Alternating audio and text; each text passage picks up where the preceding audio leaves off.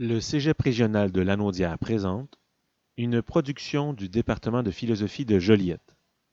Introduction à Socrate. Deuxième partie. Investi de sa mission, Socrate part à la rencontre de ses concitoyens. Pour les rencontrer, il choisit de passer ses journées à déambuler dans la ville, toujours vêtu humblement.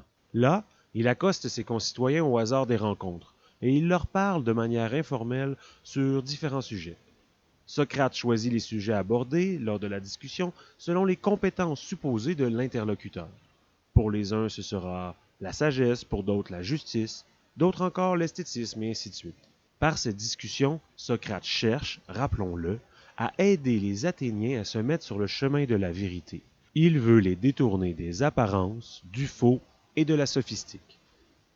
Il va de soi que d'aucune façon ses concitoyens ne choisiront de changer de voie s'ils sont convaincus qu'ils sont déjà au bon endroit, qu'ils ont raison et que leur vie est la bonne. Il faut donc, en partant, que Socrate leur fasse réaliser leurs lacunes, leurs erreurs, ce qui peut parfois être un peu brutal. Et ce sera là la toute première et la plus importante étape de l'œuvre socratique.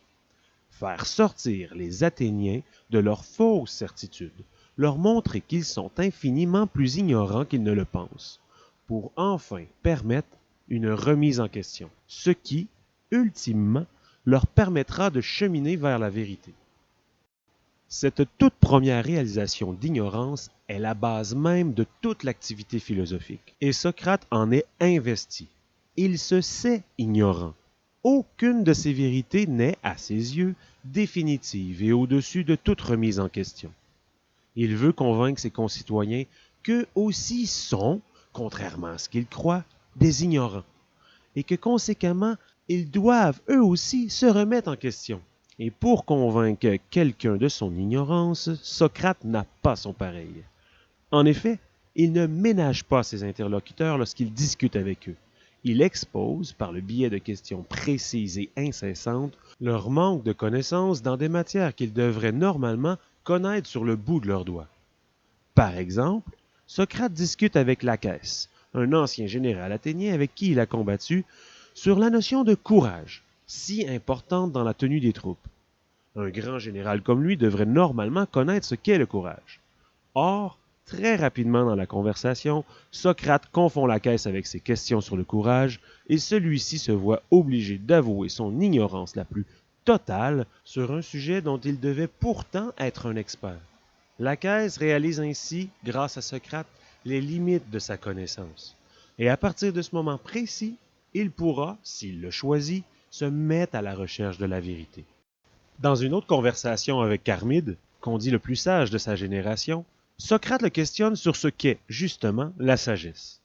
Celui-ci se voit rapidement incapable de donner une seule bonne définition de ce qu'est la sagesse, et il doit admettre qu'il n'a aucune idée de ce que signifie être un sage.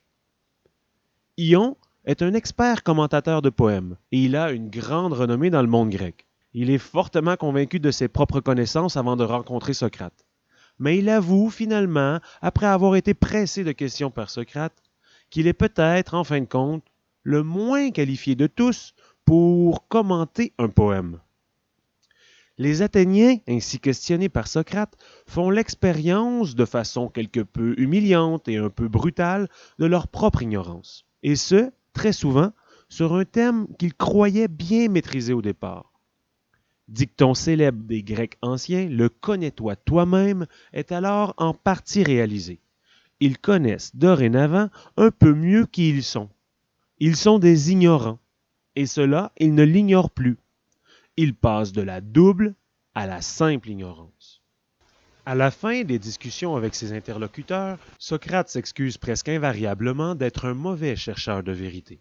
Il s'excuse de ne pas avoir trouvé la bonne réponse à la question posée au départ. Ces excuses sont en réalité totalement factices. Socrate est arrivé exactement là où il le voulait. C'est qu'en effet, Socrate ne cherche jamais à trouver ou à faire trouver la vérité d'une chose, car il ne la possède pas lui-même. Les discussions avec Socrate finissent souvent en aporie, une fin insatisfaisante, car le but de Socrate n'est pas de remplacer une certitude fausse dans la tête de ses concitoyens par une nouvelle certitude un peu moins fausse. Il veut garder chez son interlocuteur l'insatisfaction de ne pas avoir eu de réponse, pour que le désir de rechercher la vérité demeure en eux après la discussion. Vouloir une réponse plus satisfaisante sera le moteur des recherches futures sur ce sujet. Et c'est ce désir de vérité qui mettra l'interlocuteur en question sur le bon chemin.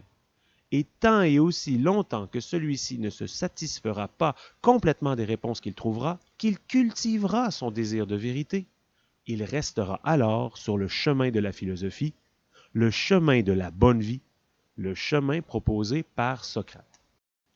La philosophie de Socrate pourrait se résumer sommairement ainsi.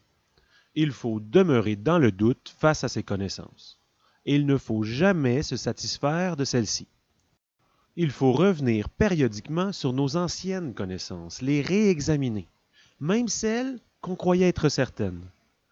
En fait, il faut traiter nos certitudes de la même façon que nous traitons les nouvelles idées farfelues qui nous sont suggérées.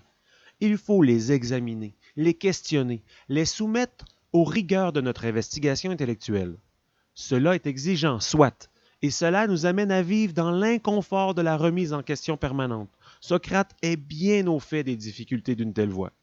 Mais vivre de cette façon, même si c'est plus ardu, vaudra toujours mieux que vivre confortablement et facilement, mais dans l'erreur toute notre vie.